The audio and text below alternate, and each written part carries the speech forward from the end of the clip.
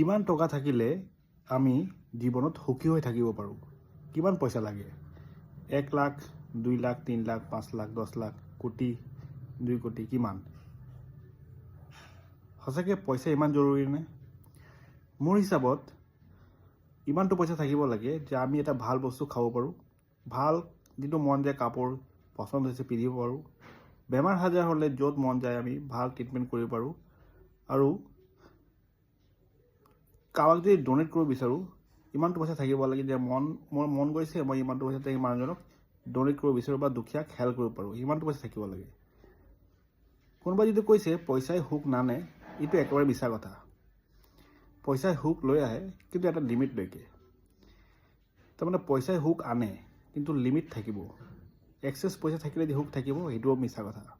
পইচা দৰকাৰী, বাট ইমানো দৰকাৰী নহয়, কিন্তু দৰকাৰী হয়। আপোনালোকে কি